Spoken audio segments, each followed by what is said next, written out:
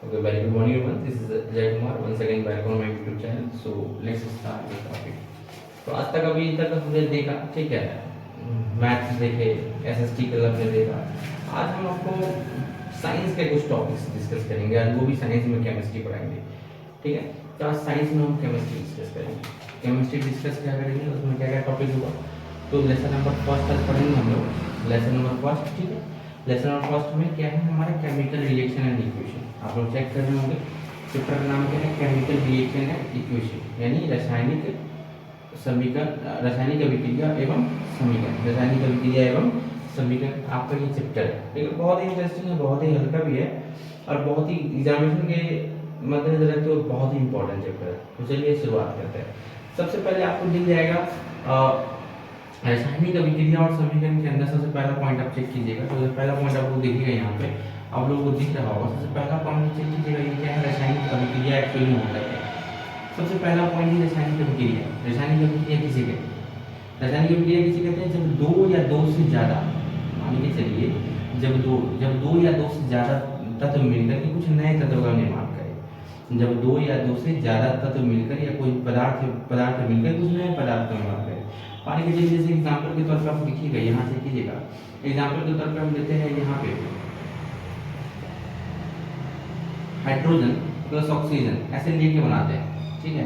तो क्या बन गया हमारा, H2O बन गया हमारा, है ना। यानी हमने दो तत्व लिया और क्या बन गया ज्यादा। जैसे मान के चलो भैया बनाते हो ना खिचड़ी सब्जी, कुछ तो बनाते हो, सब्जी बनाते हो, तो सब्जी में हम क्या रखते हैं, आलू रखते हैं, ठीक है। आलू, फिर इसमें प्याज रख दिया, ठीक है, प्लस उसमें नमक रख दिया, भिंडी उसमें फिर प्लस मटर रख दिया, ठीक है। और तब जो निकल के आता है, बन के आता है, वो सब्जी बन जाती है हमारी, जो चीज़ की सब्जी आप बोल दो, ठीक है, वो सब्जी मतलब बन जाती है, तो सब्जी हम बोलते हैं, है ना। तो उसी तरीके से इसमें सारी चीज़ें मिल करके ये क्या होता है, ये चीज़ें बनती है। तो जब दो या दो से अधिक तत्व मिलकर क्या बना है, एक तत्व, जब दो या दो से अधिक तत्व मिल करके किसी तत्व का निर्माण करते हैं, तो उसे हम क्या बोलते हैं, उसे हम बोलते हैं क्या, रासायनिक अभिक्रिया। रासायनिक अभिक्रिया बात समझ रही होगी। जैसे हम यहाँ पे वैसे केमिस्ट्री के लिए चलेंगे, अब यहाँ पे H प्लस O, अब ये ऐसे ही समझाएगा आपको। सबसे पहले जाकर के जिन बच्चों को अभी नहीं समझ रहा है वो जाके एक बार तत्व याद कर ले, ठीक है। 1 से 20 तक याद कर लीजिए, एग्जामिनेशन में बहुत है, 12वीं तक में बहुत काम आएगा। Hydrogen, helium, lithium, beryllium, boron, carbon, ठीक है, नाइट्रोजन, ऑक्सीजन, ये सब जाकर के बढ़िया से याद कर लीजिए, ताकि वर्क आएगा। कम से कम 20 तक याद कर लीजिए, 12वीं तक बहुत ही, यानी अगर 20 तक याद कर लिया तो 12 तक आएगा। तो आप चेक करेंगे रासायनिक अभिक्रिया किसे कहते हैं, यानी जब दो या दो से अधिक तत्व मिलकर क्या होते हैं, एक तत्व, दो या दो से अधिक तत्व मिल करके एक नए तत्व का निर्माण करते हैं, यानी एक या और भी हो सकते हैं, और भी ज्यादा नए तत्व का निर्माण करते हैं, ठीक है। उसे हम क्या बोलते हैं, रासायनिक अभिक्रिया, ठीक है। समझ में आएगा रासायनिक अभिक्रिया क्या होती है। रासायनिक अभिक्रिया में आप चेक कीजिएगा, रासायनिक अभिक्रिया के बाद ध्यान दीजिएगा आप, रासायनिक अभिक्रिया में शामिल क्या है, यानी रासायनिक अभिक्रिया उसके फलस्वरूप जो बनते हैं, जो चीजें बनेगी। जैसे मान लीजिए रासायनिक अभिक्रिया आप चेक कर रहे होंगे आप लोग, रासायनिक अभिक्रिया, एक चीज और ध्यान दीजिएगा, रासायनिक अभिक्रिया मान के चलिए जो चीज बनती है तो उसमें बहुत सारी चीजें और बनती है। जैसे गैस का बनना, ठीक है, गैस बन, कभी कभी गैस रिलीज होता है, तापमान टेम्परेचर में बदलाव हो जाता है, ठीक है। आप चेक कर रहे टेम्परेचर में चेंज होना, है ना। अब बहुत सारी चीज़ों का क्या होता है, वो एक्सटर्नल चीज़ें बन जाती है, उसी को बोलते हैं तो क्या, रासायनिक अभिक्रिया शुरू किया। चलिए अब हम बात करते हैं दूसरा, अगला पॉइंट चेक कीजिएगा। अब अगला पॉइंट देखिए, अगला पॉइंट यहाँ चेक कीजिएगा। अगला पॉइंट क्या है बच्चे हमारे, अगला पॉइंट है हमारे दैनिक जीवन में रासायनिक अभिक्रिया, है ना। रासायनिक जो दैनिक जीवन में हमारा जो रासायनिक अभिक्रिया होता है उसका इस्तेमाल क्या होता है, ठीक है, उसका क्या क्यों उपयोग होता है, ठीक है। तो जैसे कि मान के चलिए, चेक कीजिएगा, भोजन का पचना से लेके सांस का लेना, भोजन का पचना, दही का जमना, ये सब किसी का होता है, सब रासायनिक अभिक्रिया ही है, सब क्या है, रासायनिक अभिक्रिया है। अब रासायनिक अभिक्रिया लिख दीजिएगा, रासायनिक अभिक्रिया के ये क्या है, हमारे दैनिक यूज है। दैनिक यूज में क्या करते हैं हम लोग, रासायनिक अभिक्रिया का जो यूज होता है वो दैनिक यूज में क्या क्या यूज हो रहा है हम उसके बारे में देख रहे हैं। तो दैनिक यूज में जैसे कि दही का जमना हो गया, ठीक है, भोजन का पचना हो गया, सांस लेना हो गया, ये सब क्या आते हैं हमारे रासायनिक अभिक्रिया के कारण है। जो दैनिक जीवन में आप लोग देखते हैं वो सब रासायनिक अभिक्रिया के कारण ही होता है, ठीक है। चलिए समझ में आ गया होगा। अब बात करते हैं हम अभिकारक और प्रतिफल के बारे में, ठीक कीजिएगा। अभिकारक और प्रतिफल के बारे में ध्यान दीजिएगा। अभिकारक किसे कहते हैं और प्रतिफल किसे कहते हैं। जैसे मान लीजिए यहाँ हाइड्रोजन से कीजिएगा, जैसे मान के चलिए हाइड्रोजन यहाँ पे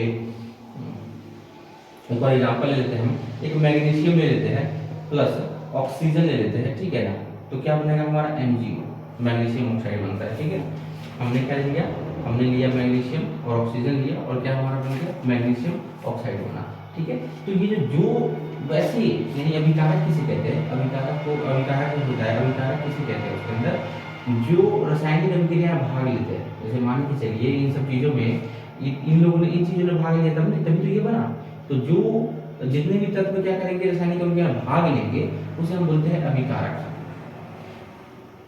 ये हमारा अभिकारक है, ठीक है। अब जैसे कि ये अभिकारक है और ये आपको दिख रहा होगा ये वाला, इसे बोलते हैं प्रतिफल। इसे क्या बच्चे बोलते हैं लोग, इसे प्रतिफल बोलते हैं। इसमें रिएक्टेंट बोलते हैं और ये होता है प्रोडक्ट। समझ में आ रहा है आप लोगों को, रिएक्टेंट और प्रोडक्ट इसे कह लीजिए अभिकारक और प्रतिफल। समझ में आ रहा है आप लोगों को, अभिकारक और प्रतिफल। अभिकारक किसे कहते हैं, वो वैसे तत्व जो क्या करते हैं रासायनिक अभिक्रिया भाग देते हैं। वैसे तत्व जो रासायनिक अभिक्रिया भाग लेते हैं उसे क्या बोलते हैं हम लोग, अभिकारक बोलते हैं। और जो रिजल्ट आता है यानी जो तैयार होता है उसे बोलते हैं प्रतिफल या प्रोडक्ट बोलते हैं। आ रहा होगा सबको समझ में, ठीक है।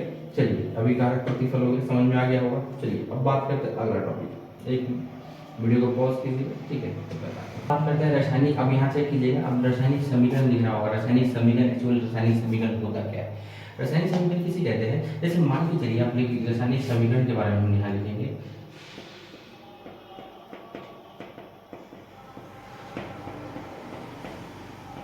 यानी केमिकल इक्वेशन,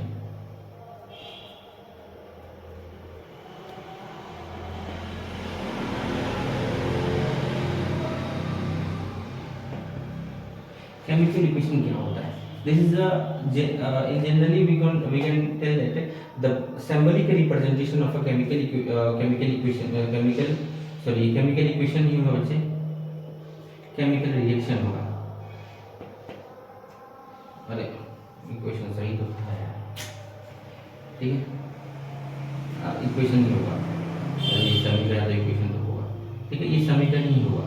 तो केमिकल रिएक्शन के, समझ रहे ना, केमिकल रिएक्शन के जो केमिकल रिएक्शन होता है उसका सिंबॉलिक रिप्रेजेंटेशन उसको हम बोलते हैं रासायनिक समीकरण। जैसे मान के चलिए हमने लिखाया था क्या, हमने लिखा है हाइड्रोजन। ये जो आप ऐसे लिखिएगा हाइड्रोजन है ना प्लस ऑक्सीजन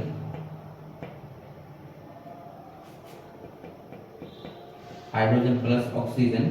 तो ये दोनों या देखिएगा हम इसमें बराबर का चिन्ह नहीं देते, यहाँ जो रिजल्ट जो आएगा उसको बराबर का चिन्ह हम इस्तेमाल नहीं करेंगे, उसमें हम एरो का चिन्ह इस्तेमाल करेंगे, तीर का निशान का इस्तेमाल करेंगे, ठीक है।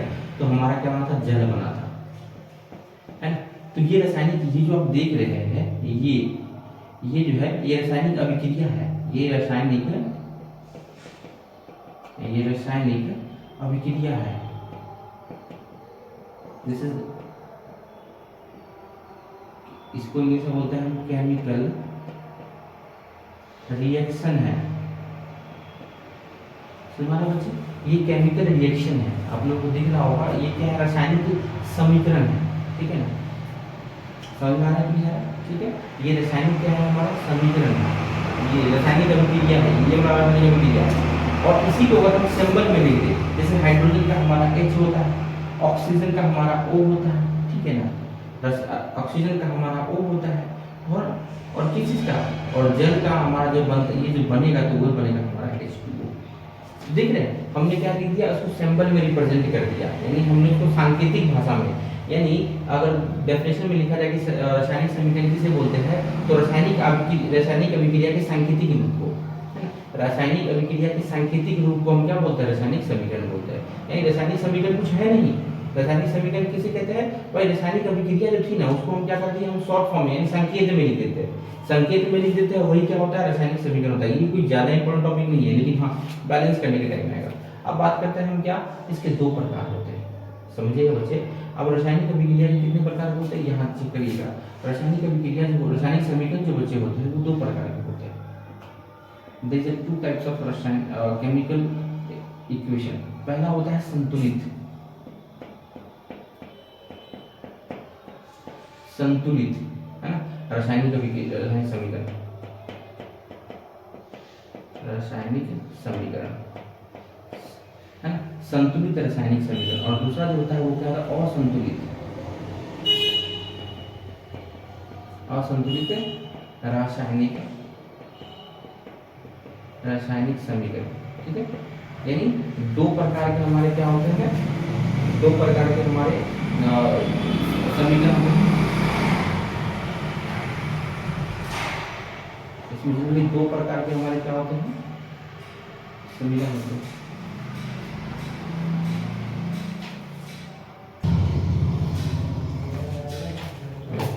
तो चेक कीजिएगा, ये संतुलित रासायनिक समीकरण और ये असंतुलित है, इंग्लिश में बोलते हैं बैलेंस्ड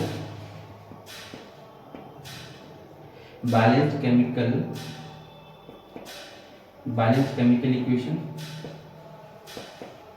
ओके। और दूसरा होता है असंतुलित रासायनिक समीकरण, जिसे बोलते हैं unbalanced chemical equation, unbalanced chemical equation, okay. और असल में आप लोग और बैलेंस केमिकल इक्वेशन किसे कहते हैं, यानी संतुलित रासायनिक समीकरण किसे कहते हैं। तो वैसा समीकरण देखिएगा, इसके बारे में डेफिनेशन चेक कीजिएगा, यहाँ पे इसके बारे में डेफिनेशन लिखिएगा, पहले जो ये पहला है ये दूसरा है, ये दो ही समीकरण होता है। इस वजह से ये थोड़ा सा स्टेप ये आएगा, ये पहला यानी बैलेंस किसे कहते हैं, जब मान के चलिए यहाँ चेक करते हैं, इक्वेशन चेक करते हैं, इसे समझेंगे हम लोग। हाइड्रोजन प्लस ऑक्सीजन ये मिलकर क्या बनता है हमारा H2O, हाइड्रोक्साइड बनता है, ठीक है, या जल बनता है, इसी को बोलते हैं हम लोग हाइड्रोक्साइड या जल बोल सकते हैं हम लोग, ठीक है, जल बनता है। तो देखिएगा बैलेंस किसे कहेंगे, बैलेंस यानी संतुलित किस कब कहेंगे, जब क्या हो दोनों तरफ तत्वों की परमाणु संख्या बराबर हो। जैसे इधर हाइड्रोजन और इधर दोनों, इधर अभिकारक है, या इसे LHS बोल दीजिएगा और इसे RHS बोल सकते हैं, ठीक है, यानी left hand side right hand math पढ़ा है हमने, ठीक है, इसलिए बढ़िया रहेगा। यह हाइड्रोजन है हमारा, ठीक है। हाइड्रोजन जो आप चेक कीजिएगा, हाइड्रोजन देखिएगा, हाइड्रोजन में ये हाइड्रोजन इधर का है, ये हाइड्रोजन और ये क्या है हमारा ऑक्सीजन, दो ही इसमें तत्व है, इसलिए हमने क्या लिया, दो तत्व का नाम लिया हाइड्रोजन और ऑक्सीजन, ठीक है। तो LHS और RHS, देखिए हाइड्रोजन इस तरफ, हाइड्रोजन का कितने परमाणु है इसके अंदर, एक परमाणु, इधर कितने हैं, दो परमाणु, चेक कीजिए, समझ रहे हैं आपको। और दूसरा देखिए, इधर ऑक्सीजन में कितने हैं, एक है, और इधर ऑक्सीजन में कितना है, एक है। तो ये क्योंकि ये दोनों बराबर नहीं है, इसीलिए इसे बोलेंगे हम क्या, है ना, असंतुलित रासायनिक समीकरण। ये क्या है, असंतुलित रासायनिक समीकरण है, समझ में आएगी बात, असंतुलित रासायनिक समीकरण है। और अगर यहाँ पे क्या करते हैं हम लोग, उसको बराबर भी किया जाता है, जिसे हम क्या बोलते हैं, संतुलित। समझ में आ गया, संतुलित क्या होता है, जब क्या हो, दोनों तरफ तत्वों की संख्या समान होती है। यहाँ भी अगर मान के चलिए एक होता, अगर सिर्फ यहाँ एक ही होता अगर, तो हम लोग बच्चे क्या कहते हैं, ये क्या कहते हैं कि बैलेंस है, यानी क्या है, संतुलित है। लेकिन यहाँ पे तो क्या है, हमको दो दे रहा है, तो इसीलिए क्या है हमारा, ये असंतुलित है। ये क्या है हमारा, असंतुलित, यहाँ लिख देंगे तो ये असंतुलित है ना। और असंतुलित को ही हम क्या बोलते हैं, स्केलेटल, क्या बोलते हैं हम लोग,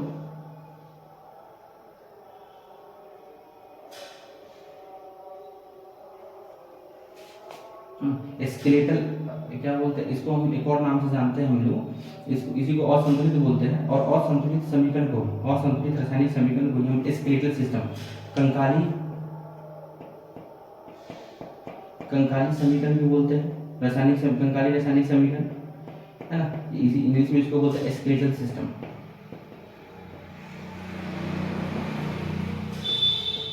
स्केलेटल इक्वेशन, ओके। इसको स्केलेटल इक्वेशन समझ में आ रहा है आप लोगों को, ये टॉपिक समझ में आ गया, ठीक है। चलिए एक बैलेंस करके आप लोगों को बैलेंस करना थोड़ा सा सिखाते हैं कि बैलेंस कैसे करते हैं हम लोग, बैलेंस किस तरीके से किया जाना चाहिए और किस तरीके से हम लोग करते हैं, ठीक है। तो first pause the video and आपने देखा बैलेंस और अनबैलेंस, यानी रासायनिक समीकरण दो प्रकार के होते हैं, संतुलित और असंतुलित। संतुलित क्या होता है, जब दोनों तरफ तत्वों की परमाणु संख्या समान हो तो संतुलित है, जब दोनों तरफ तत्वों की परमाणु संख्या क्या है, असमान हो, अलग अलग हो, तो उसे असंतुलित बोलेंगे। चलिए एक क्वेश्चन बैलेंस करते हैं, हम लोगों को दिखाते हैं, ठीक है। कोई भी क्वेश्चन एक लेते हैं, जैसे अभी हमने लिया था, यहाँ देखिएगा Mg प्लस O2, ये क्या बना है, MgO, ऐसा आपको समीकरण दे देगा और कहेगा बैलेंस करने के लिए, ठीक है, बैलेंस करने के लिए आपको दे देगा। तो याद रखिएगा, बैलेंस करने का सीधा तरीका, सबसे पहले सीधा तरीका कि कभी भी इसको ब्रैकेट में घेर लीजिए, ब्रैकेट में गिनने से क्या, यानी आप संख्या से पीछे लगा सकते हैं सबके, और वो अगर संख्या लगाते कोई भी संख्या ये नोट करते हैं तो वो सब में होगा। तो ठीक है, तो जैसे देखते हैं यहाँ पे हम बात करते हैं इधर mg बात करते हैं, ये LHS साइड में है और RHS साइड में चेक करते हैं। ठीक है, LHS में देखिएगा इधर क्या है, एक है परमाणु संख्या, इधर भी क्या है, एक है। ठीक है, बढ़िया। इधर देखिएगा ऑक्सीजन भी है, ऑक्सीजन इधर 2 है, इधर ऑक्सीजन कितना है, एक है। ये अनबैलेंस है, अनबैलेंस, ये क्या है, अनबैलेंस है। ठीक है, एक क्वेश्चन इसके बाद बहुत अच्छा क्वेश्चन आएगा। ठीक है ना, ये क्वेश्चन बहुत ज़्यादा तंग करता है बच्चों को, तो वो हम लिखना सिखाएंगे। तो देखिए चेक कर यहाँ बैलेंस, इसको बैलेंस कैसे करेंगे, तो सीधी सी बात है भाई, यहाँ 2 है। ठीक है, तो इसको भी 2 करना पड़ेगा, सीधी सी बात, 2 करने के लिए हमको 2 से गुना करना पड़ेगा, यानी कि इसमें ऑक्सीजन जो है इस साइड में, RHS वाले में इधर 2 लगाना पड़ेगा। तो जैसे ही हम इधर लगाएंगे, देखिएगा यहाँ इसके, देखिएगा हमने घेर दिया, इसका मतलब इसके पीछे लगेगा। चेक कीजिएगा, यहाँ हमने क्या लगा दिया, 2 लगा दिया। तो 2 लगा दिया, तो चेक कीजिएगा बच्चे, यहाँ पे समझिएगा बात को, यहाँ तो 2 लगा दिया हमने, तो आप चेक कीजिए, यहाँ में ऑक्सीजन इधर भी 2, इधर 2 हो गया। ठीक है, इसका मतलब ये दोनों 2 हो गया, इसका मतलब ये समझिएगा दोनों 2 हो चुके हैं। तो ऑक्सीजन 2 है, इधर भी 2 है, इधर भी 2 है। ठीक है, अब यहाँ से चेक कीजिएगा, मैग्नीशियम इधर 1 था, लेकिन अब मैग्नीशियम इधर 2 हो गया, इधर मैग्नीशियम 2 हो चुका है, तो इधर भी मैग्नीशियम हमको 2 करना पड़ेगा, यानी 2 से क्या करना पड़ेगा, यानी फिर से मैग्नीशियम में इधर भी 2 लगाना पड़ेगा अपने को। समझ में आ रही है, ये हो गया बैलेंस। क्या हो गया, बैलेंस। ओके, समझ में आ रहा है आप लोगों को, ये था बैलेंस केमिकल इक्वेशन। ठीक है, इसे हमने कर दिया संतुलित। परीक्षा में 1 नंबर आता है, सिर्फ एक ये क्वेश्चन पूछेगा, बताइए संतुलित कौन संतुलित है, कौन असंतुलित है। अगला क्वेश्चन हम यही पढ़ेंगे कि सर ये बैलेंस क्यों करेंगे। ठीक है, हम बैलेंस किसी भी संतुलित, किसी भी असंतुलित रासायनिक समीकरण को, रासायनिक समीकरण जो है, रासायनिक समीकरण उसको बैलेंस क्यों करेंगे, उसको संतुलित क्यों करेंगे, क्यों होता है। ठीक है, तो फर्स्ट क्वेश्चन एग्जामिनेशन में हर साल आता है, आप क्वेश्चन चेक कीजिए। क्वेश्चन क्या है हमारा, क्वेश्चन को भाई, क्वेश्चन 1 के जो मैंने थोड़ी देर पहले डिस्कस किया है कि किसी भी रासायनिक समीकरण को संतुलित करना क्यों जरूरी है। क्वेश्चन चेक कीजिएगा बच्चे, एक बार किसी भी रासायनिक समीकरण को संतुलित करना क्यों जरूरी है, रासायनिक समीकरण को संतुलित करना क्यों जरूरी है। तो सीधी सी बात रखिएगा, क्योंकि किसी का सबसे मेन रीजन क्या है, द्रव्यमान का संरक्षण का नियम। किसी का द्रव्यमान के संरक्षण के नियम से। ठीक है, अब द्रव्यमान का संरक्षण का नियम क्या होता है वो चीज कीजिएगा, है ना। द्रव्यमान का संरक्षण नियम बस चेक कीजिएगा। द्रव्यमान का संरक्षण नियम किसे बोलते हैं, यानी law of conservation of mass, law of conservation of mass. देखिए, किसी भी रासायनिक अभिक्रिया में, जब रासायनिक अभिक्रिया होती है तो उसके द्रव्यमान में फर्क नहीं पड़ता, जितना द्रव्यमान हम लेके बनाते हैं सेम उतना ही हमारा प्रोडक्ट में आता है। प्रतिफल में भी हमारा क्या होता है, सेम ही रहता है, यानी कोई भी बदलाव नहीं होता। किसके अंदर, रासायनिक अभिक्रिया के अंदर। याद रखिएगा, रासायनिक अभिक्रिया के अंदर द्रव्यमान पे असर नहीं पड़ता है, इसलिए द्रव्यमान क्या होना चाहिए, बराबर होना चाहिए, इसलिए हम क्या करते हैं, उसको बैलेंस करते हैं। ठीक है, इसी को बोलते हैं law of conservation of mass, है ना, law of conservation of mass इसे बोलते हैं। ठीक है, समझ में आ गया हमको बच्चों, आप लोगों को क्यों करते हैं, तो बहुत बढ़िया। चलिए अगला हम डिस्कस करेंगे हम लोग रासायनिक अभिक्रिया के प्रकार। क्या बात करेंगे हम लोग, रासायनिक अभिक्रिया के प्रकार। रासायनिक अभिक्रिया के प्रकार, रासायनिक समीकरण हो गया, उतना ही था। रासायनिक समीकरण में 2 प्रकार के होते हैं, संतुलित और असंतुलित। ठीक है ना, बैलेंस और अनबैलेंस होता है, बस इससे ज़्यादा कुछ होता नहीं है उसके अंदर। ठीक है, चलिए अब बात करते हैं हम रासायनिक अभिक्रिया के प्रकार के बारे में। रासायनिक अभिक्रिया के प्रकार चेक कीजिएगा। सबसे पहला प्रकार आपको दिख रहा होगा। सबसे पहला प्रकार हमारा क्या है, रासायनिक अभिक्रिया, जिसे बोलते हैं हम लोग, पहला जो हम देख रहे हैं आप लोग, पहला प्रकार चेक कीजिएगा क्या है, संयोजन अभिक्रिया। संयोजन, ठीक है, संयोजन आप चेक करिए, संयोजन लिखा, लेकिन संयोजन को एक और नाम, संयोजन या इसको संश्लेषण अभिक्रिया ही बोलते हैं।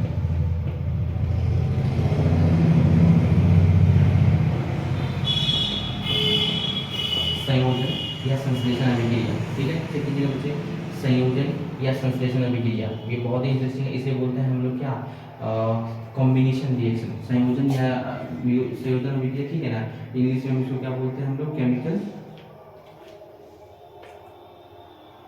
सॉरी,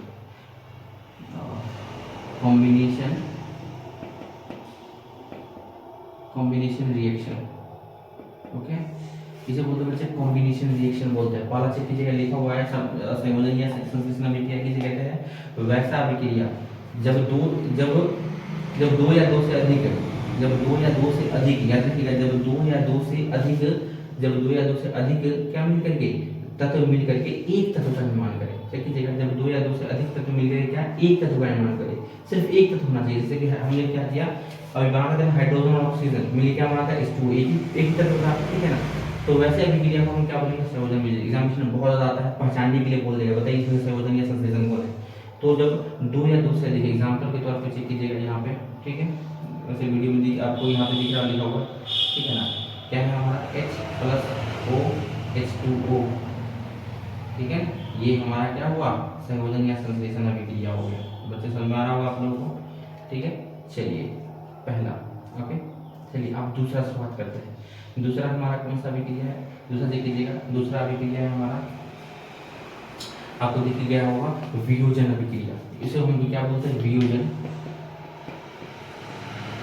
या अपघटन। वियोजन या अपघटन अभिक्रिया, वियोजन या अपघटन अभिक्रिया बोलते हैं। तो वियोजन और अपघटन अभिक्रिया किसे बोलते हैं? इंग्लिश में अभिक्रिया होता है, इंग्लिश में इसको बोलते हैं क्या, हम क्या बोलते हैं इंग्लिश में, देख लीजिएगा, ठीक है, ध्यान भी मुझे नहीं आ रहा। डिकम्पोजिशन रिएक्शन बोलते हैं,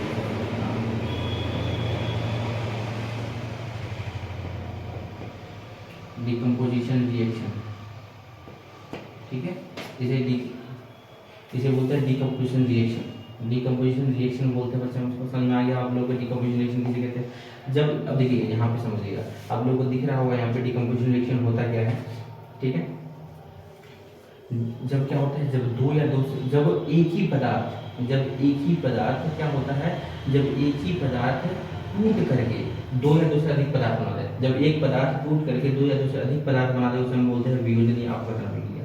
जब एक ही पदार्थ टूट करके क्या बनाते हैं? दो या दो से अधिक पदार्थ बनाते हैं, उसे हम क्या बोलते हैं? वियोजन या अपघटन अभिक्रिया। समझ आएगी नहीं? अब इसमें एक मेन टॉपिक और है, वियोजन या अपघटन अभिक्रिया में तो समझ गए आप लोग। जब एक पदार्थ टूटता है, तो जब एक पदार्थ टूटता है तो उसको तोड़ने के लिए हमको क्या चाहिए होता है? तीन चार चीजें चाहिए होती है। जैसे आप नोट कीजिएगा, आप लोग चेक कीजिएगा, उसमें तीन चीजें क्या क्या आती है, ध्यान दीजिएगा। उसमें आता है सबसे पहला ऊष्मा वियोजन, यानी हम बात करें तो ये तीन प्रकार के होते हैं। कितने प्रकार के होते हैं? तीन प्रकार के, है ना।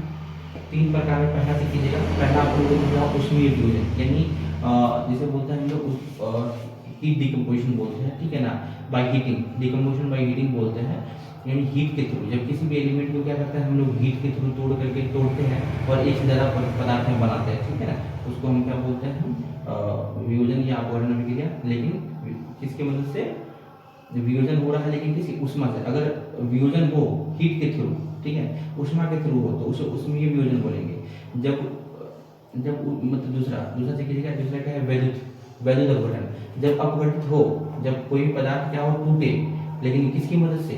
विद्युत की, यानी इलेक्ट्रिसिटी, करंट के माध्यम से टूटते, इलेक्ट्रिसिटी के माध्यम से टूटे, तो क्या कहलाती है?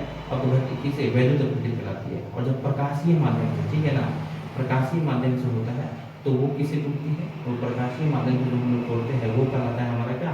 प्रकाशीय अपघटन। उसे प्रकाशीय अपघटन कहते हैं, ठीक है। समझ आएगा? आप लोगों को चेक कर लीजिएगा, दिख रहा होगा प्रकाशीय अपघटन। और प्रकाशीय अपघटन दिया देखें, नीचे जो प्रकाशीय अपघटन दिख रहा होगा, इसका इस्तेमाल हम पहले ब्लैक एंड व्हाइट जो फोटोग्राफी हुआ करती थी उसके अंदर इस्तेमाल करते थे, ठीक है। पॉज द वीडियो एंड देखते हैं। अगला समीकरण क्या है? बहुत ये भी है। अगला क्या है? विस्थापन अभिक्रिया। अगला हमारा समीकरण आप चेक कीजिएगा, वह है विस्थापन अभिक्रिया। विस्थापन अभिक्रिया, इंग्लिश में इसी को बोलते हैं हम लोग displacement reaction.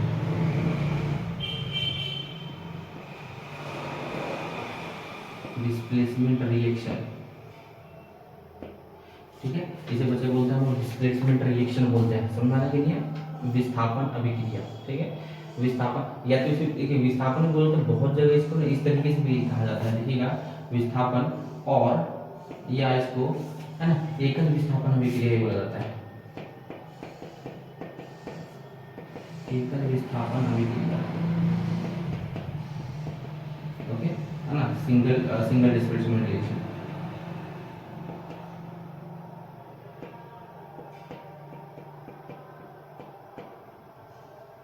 Single displacement reaction के नाम से भी मुझे क्या करते हैं जानते हैं ना। एकल विस्थापन अभिक्रिया से या विस्थापन अभिक्रिया होता है। एक्चुअली होता क्या है, आप लोग चेक कीजिएगा यहाँ पे विस्थापन अभिक्रिया कैसे बोलेंगे। जब मान के चलिए कोई भी एग्जाम्पल के तौर पे यहाँ समझ, जैसे A प्लस बी अगर हो, A प्लस बी नहीं, आप लोग यहाँ सही से चेक कीजिएगा बच्चे। अगर ए बी प्लस सी हो, अगर कोई रिएक्शन में मान के चलिए कोई भी एलिमेंट में दिखाऊंगा आपको कैसे ए बी प्लस सी हो, तो उसका रिएक्शन हमें क्या देता है, बस ये वाला ए जो है वो इसके साथ आ जाएगा, ये बन जाएगा ए सी प्लस बी।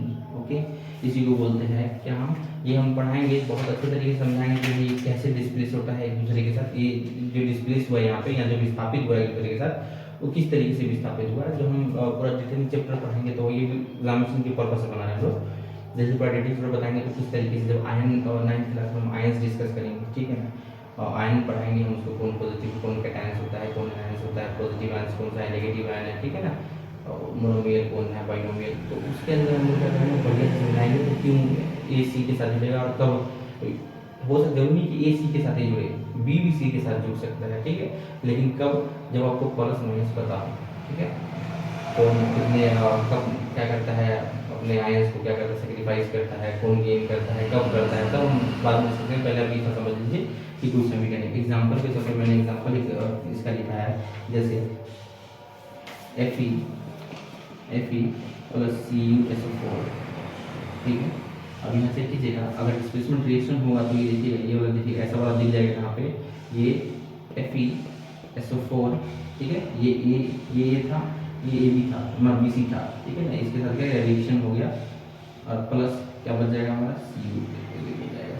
तो ऐसे रिएक्शन जहाँ दिख जाए उसे क्या बोलेगा, एकल विस्थापन अभिक्रिया, ठीक है। समझ में आ गया विस्थापन अभिक्रिया। चलिए दूसरा टॉपिक शुरुआत करते हैं। दूसरा हम शुरुआत करते हैं द्विक विस्थापन अभिक्रिया। जिस तरीके से ये था सिंगल डिस्प्लेसमेंट, उस तरीके से डबल डिस्प्लेसमेंट, यहाँ सिंगल होगा वहाँ डबल होगा, ठीक है। और जल्दी के है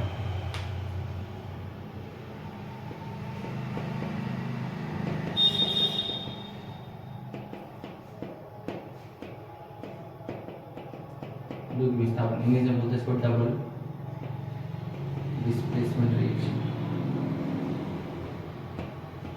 डिस्प्लेसमेंट रिएक्शन। ओके, कैसे चेक कीजिएगा इसको, एग्जांपल के तौर पे हम लोग चेक कीजिए ए प्लस बी, अगर ए बी हो प्लस सी डी हो, तो डिस्प्लेस हुआ कैसे, ए सी के साथ, यानी ए सी और बी डी के साथ प्लस बी डी, ये क्या करेगा, ऐसा हमारा क्या बनेगा, इक्वेशन बनेगा।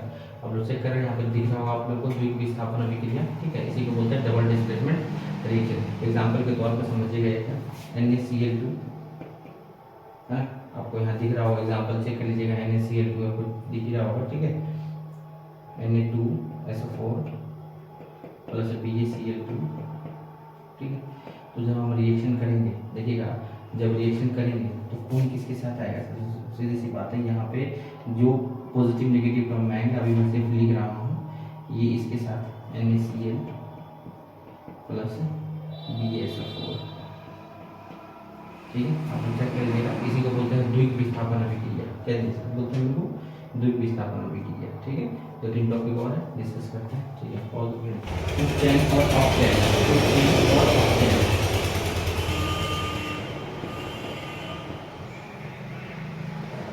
चैन और up chain,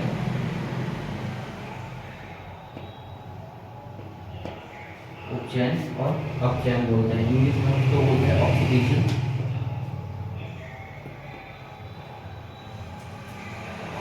oxidation and reduction, oxidation reduction. और जब ये दोनों मिल जाए तो इसी को हम लोग क्या बोलते हैं, रेडॉक्स रिएक्शन। क्या बोलते हैं हम लोग, रेडॉक्स बोलते हैं, याद रखिएगा आप लोग, है ना। उपचयन और अपचयन जब मिल जाते हैं, जब एक ही साथ होते हैं, उपचयन अपचयन की अभिक्रिया जब एक साथ होती है, तो उसी को बोलते हैं रेडॉक्स रिएक्शन, किसी को रेडॉक्स रिएक्शन। तो उपचयन और अपचयन होता क्या है, उपचयन किसे बोलते हैं, यानी जिसमें ऑक्सीजन क्या होता है, इंक्लूड होता है, और हाइड्रोजन क्या होता है, रिलीज होता है। वैसी अभिक्रिया जिसमें ऑक्सीजन क्या, ऑक्सीडेशन जहाँ पे उपचयन हो जाए, यानी हाइड्रोजन क्या होंगी, इंक्लूड होगा, और सॉरी ऑक्सीडेशन का मतलब यहाँ पे होता है क्या बच्चे, जहाँ ऑक्सीजन यानी उपचयन किसे बोलेंगे, ऑक्सीडेशन किसे बोलेंगे, जहाँ पे हाइड्रोजन क्या हो, ऑक्सीजन क्या हो इंक्लूड हो और हाइड्रोजन क्या हो रिलीज हो। याद रखिएगा, ऑक्सीजन इंक्लूड होता है और हाइड्रोजन रिलीज होता है। और दूसरा क्या है, अपचयन किसे कहते हैं, अपचयन यानी रिडक्शन किसे कहते हैं, उल्टा फिर से, जहाँ पे हाइड्रोजन क्या हो इंक्लूड हो और ऑक्सीजन क्या हो रिलीज हो, ऑक्सीजन क्या हो रिलीज हो। आप चेक कर लीजिएगा, ठीक है, दिख रहा होगा आप लोगों को। तो ऑक्सीजन ऑक्सीडेशन समझ में आ गया, ठीक है, समझ में आ रहा हो आपको ऑक्सीडेशन और रिडक्शन क्या होता है। और जब ये दोनों मिलते हैं एक साथ तो उसी को बोलता है रेड ऑक्सीडेशन। ठीक है, आगे समझ में आप लोग बढ़िया से, कोई दिक्कत तो नहीं। चलिए, इसमें क्या है, दैनिक जीवन में यानी हमारे डेली लाइफ में जो हम डेली लाइफ करते हैं उसमें उपचयन से क्या होता है। सबसे पहला देखिए संचारण। संचारण का मतलब समझ लीजिएगा, यानी जंग लग, आप लोग जो जंग लगना देखते हैं हो ना, संचारण देखते हैं, वो किसी कारण होता है, इसी कारण होता है, उपचयन के कारण ही होता है। ऑक्सीजन जब प्रेजेंट होती है उसी के कारण होता है, उपचयन के कारण ही होता है संचारण। आप लोग चेक कीजिएगा समझ। दूसरा क्या है, दूसरा क्या है, एक विक्री गंधिता। ठीक है, जैसे रेसिडिटी बोलते हैं हम लोग इंग्लिश में, विक्री गंधिता यानी गंध आना। हमारे जब खाना थोड़ा समय के लिए रह जाता है बाहर, ऑक्सीजन की उपस्थिति में रह जाएगा तो खाने में जब गंध आने लगती है, बदबू आने लगती है, ठीक है ना, वो भी किसी कारण होता है, वो भी उपचयन के कारण ही होता है। ये हमारे जो दो आपको दिख रहे होंगे, ये दोनों हमारे डेली लाइफ में क्या है, इसके यूज है, जो डेली लाइफ में जो होते हैं, जो उपचयन की क्रिया, वो हम आपको दिखा रहे हैं। ये दोनों चेक कीजिएगा, ठीक है, पॉइंट को नोट कर लीजिएगा, समझ में आ गया होगा। ओके, तो बढ़िया तरीके से पॉज कीजिए और वीडियो को नोट कीजिए, इसी टॉपिक को नोट कर लीजिए। ठीक, ये लास्ट आज का टॉपिक हम डिस्कस करेंगे, this is the last topic. आज हम बात करने जा रहे हैं दूसरा टॉपिक, एक और अभिक्रिया है, ठीक है, ऊष्माक्षेपी और ऊष्माशोषी।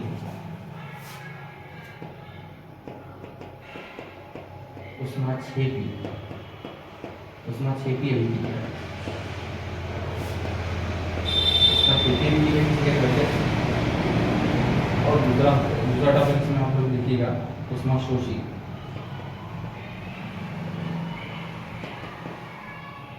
ऊष्माशोषी, ऊष्माशोषी अभिक्रिया। ओके, समझ रहा है आप लोगों को, ऊष्माक्षेपी और ऊष्माशोषी दिख रहा होगा आपको, ऊष्माक्षेपी और किसे बोलते हैं, ठीक है। ओके, ऊष्माशोषी, अच्छा, ऊष्माशोषी को इंग्लिश में बोलते हैं एंडोथर्मिक, एंडोथर्मिक,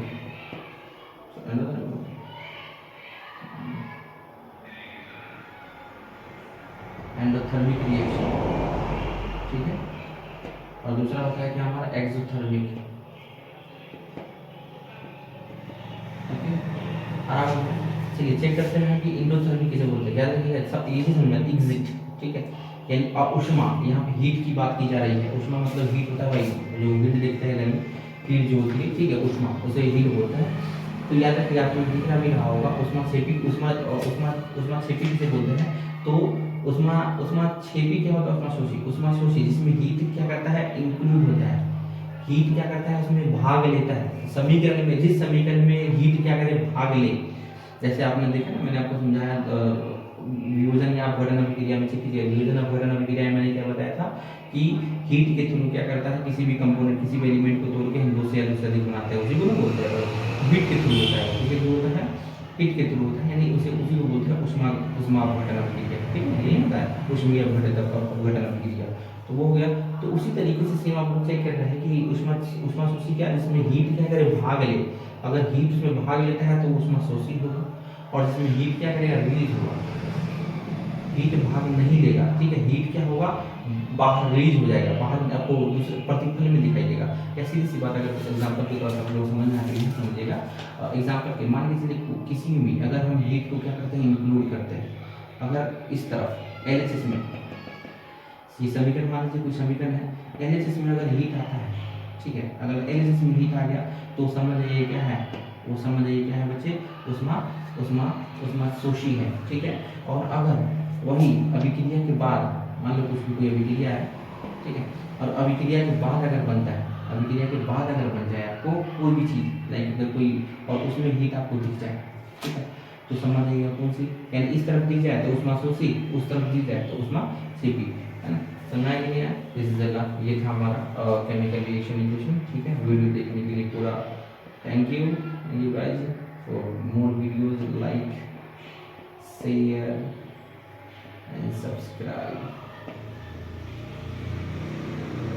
Bye.